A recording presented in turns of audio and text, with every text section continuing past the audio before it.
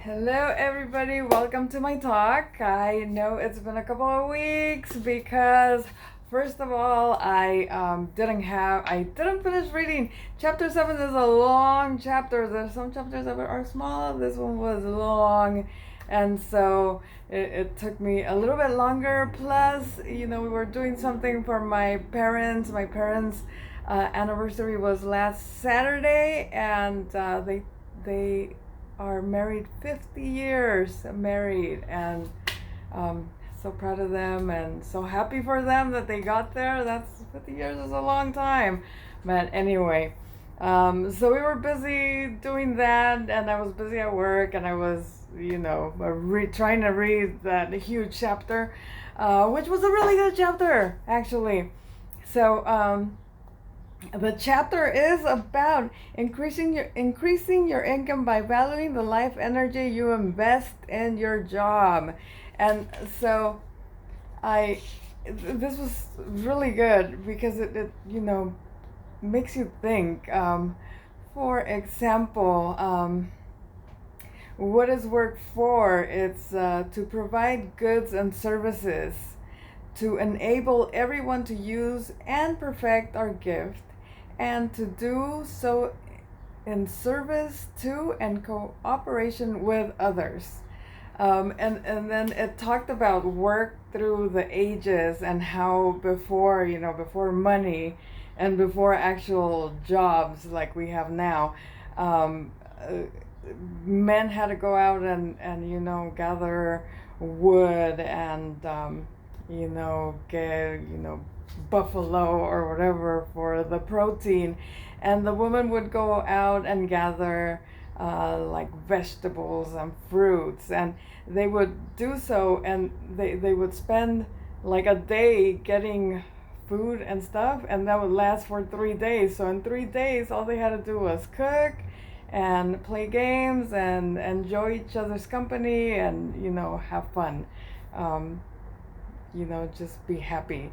And so it says that work through the ages. Work for basic survival was 3 hours a day, 2 to 2.5 days a week.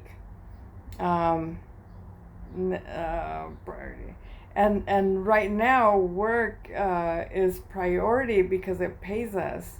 So we now we now sort our lives into boxes like work life, home life, community life, inner life, and our secret life. Anyway, so it goes on to talk. It talks about how when you're like and I know other chapters talk about that too.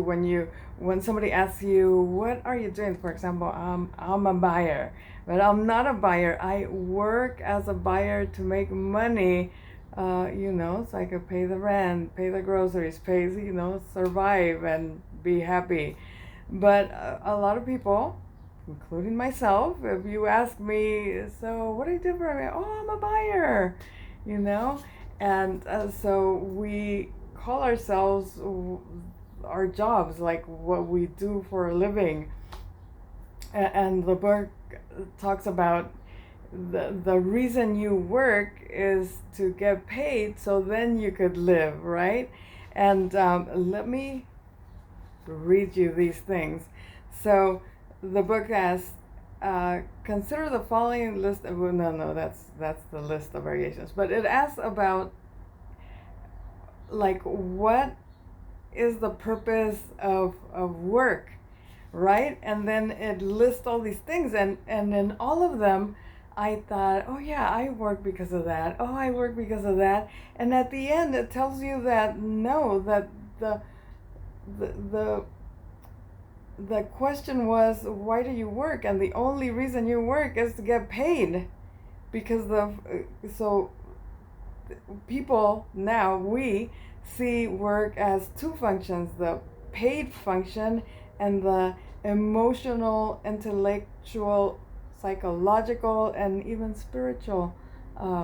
We see that in our work, but really it's not, because the only reason we work is to get paid. And so I'm going to list so you can see how they all like you work because of, at least I found myself thinking, yeah, that's why I work. So of course, number one is why do you work? To earn money.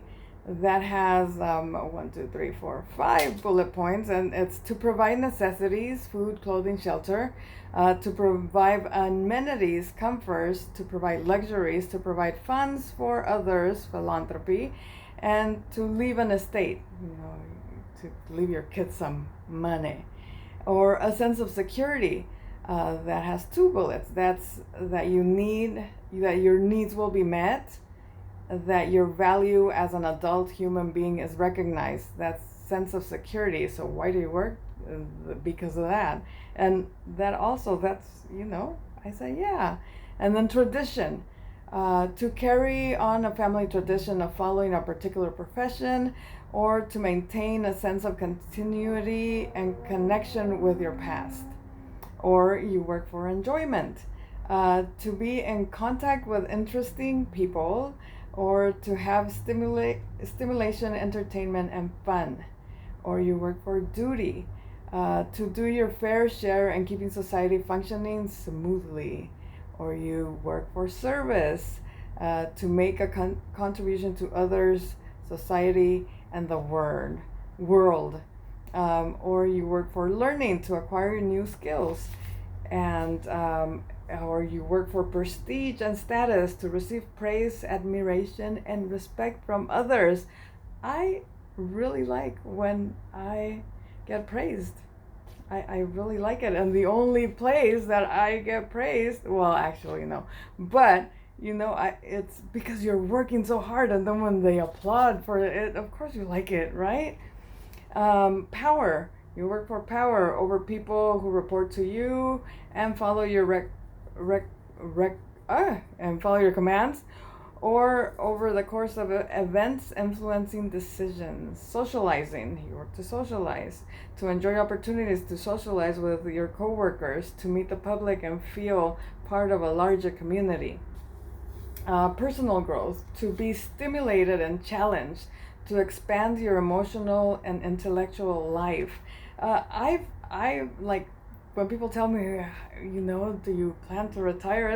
And me, I say no, and it would be this right here. The one that I just read. To enjoy opportunity, to meet the public and feel part of a larger community. Because if I'm at home, like even now working from home, it's like you're alone in this little cubby hole. And right now I've been happy because the kids were here, but next week they're gone to school. School is open again, and I'm left here by myself, so I don't get to socialize. At least I was socializing with my kids, right? So I really enjoyed going to work because I see other people, hear other stories, Right now I'm not. But personal growth, to be stimulated and challenged. That's another thing. To expand your emotional and intellectual life. For success, to get feedback for success, to compare yourself with others in your field. Creativity and fulfillment, to achieve fulfillment, that feeling of being completely used, to be challenged, to stay sharp, to create something new. Time structuring, to structure your time and give an orderly rhythm to your life. That is important. I have I've been structuring because of all this and other things that I've been, and it works. It like, get up at this time, do this, and it feels good. Anyway, and the last reason, because that's what everybody's doing, right?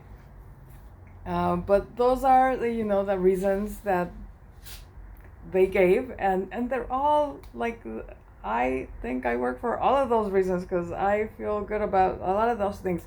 But the book says that you need to separate yourself from work and your life and your your emotional, intellectual, psychological, and spiritual self, because all these things that I mentioned that you work for to get that feedback, you could get it from other things other than work, right? You go to work, you get paid, and then you come and you get that feedback from other things you do, like, you know, helping others learn things, or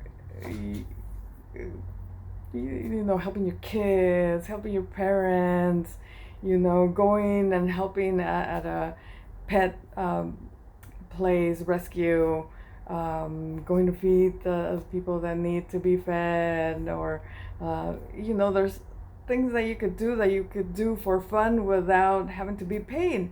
And so you go get paid for your work and then come and enjoy and feel all these things for something you do without getting paid. So, other notes that I took here: if you're unemployed, oh, here it is now. If you're unemployed, you are not an outcast. You are not a useless person. You can still feel like a million, even though you are not earning a dime. Your worth as a person does not come from what you are paid. It comes from who you are and what you give. If you can allow this truth to grow inside of you, options and opportunities for paid employment may well open up in the oddest places. So don't get stuck with your job, and don't call yourself, you know, what you do. Redefining work honors unpaid activities, because there's a lot of things that we do, especially like us moms. We do a bunch of things that is work. It's a lot of work, and we, you know, don't get praised for it because we don't earn money for it, right? And sometimes we're even doing these things and people complain, right, when they're not getting up and doing the things that we're doing for them, right? So anyway, redefining work honors unpaid activity. You don't work only when you are earning money. You also work as you take care of yourself, your home, and your family. It's not that we don't notice, but we don't honor them. And we need to start honoring them, right? Not even for yourself. Look at other people that do things for you for free, and just thank them. Be thankful for them and the things they are willing to do for you, just because they love you, and praise them and thank them. By disconnecting work from wage, you will ensure your retirement will ensure your retirement is simple retirement from paid employment, not from life, right? Because there's some people like me, I don't want to retire because then I'll be stuck here doing nothing with zero praise and, you know, nothing stimulating me. But I really like this chapter because it made me think that you're right. When I retire, and I should retire before, you know, I die, so I could be here and enjoy and you know, like the things I do, and be financially independent, out of debt, and then I wouldn't need to work, right? Because if I'm in debt, then I'm gonna need to work till the day I die. And anyway, this we will be working even. Oh, so it talks about knowing that what we just talked about, that we want to retire and have fun and enjoy our life without paid work. We need to, while we're working, work with intention, like whatever work you do. And right here it says sometimes you even have to work 2 jobs if necessary, and with the joy of reaching a goal of a savings for a trip, for a car, for a car, for a cushion, that's what it says. Can't read my own writing. Cushion and savings to go back to school. You have to have an intention to make it joyful and meaningful. Every moment you spend on your paid job is connected to your internally generated personal goals, purpose, vision, and values. So, like they say, even like if I want to get out of debt, then and I have to work 2 jobs, I'm gonna work on it, and I'm not gonna complain about it because I know that working 2 jobs is gonna get me to financial independence faster than if I'm just working the one job, right?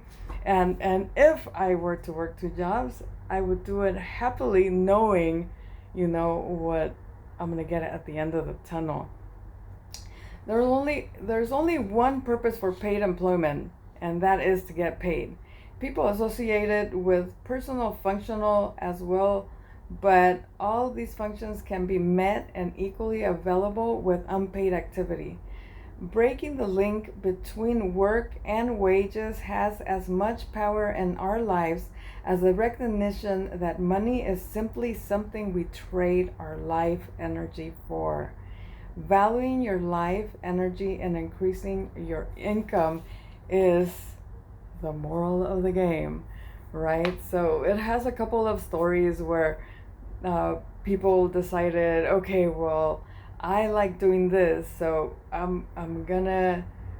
I think it was a writer. He was writing a book, and he was spending too much working. I think he had left his job and started doing. He liked woodwork, so he was making chairs or wood stuff, and he was charging a little bit of money because he was doing it for fun and wanted people to enjoy his work.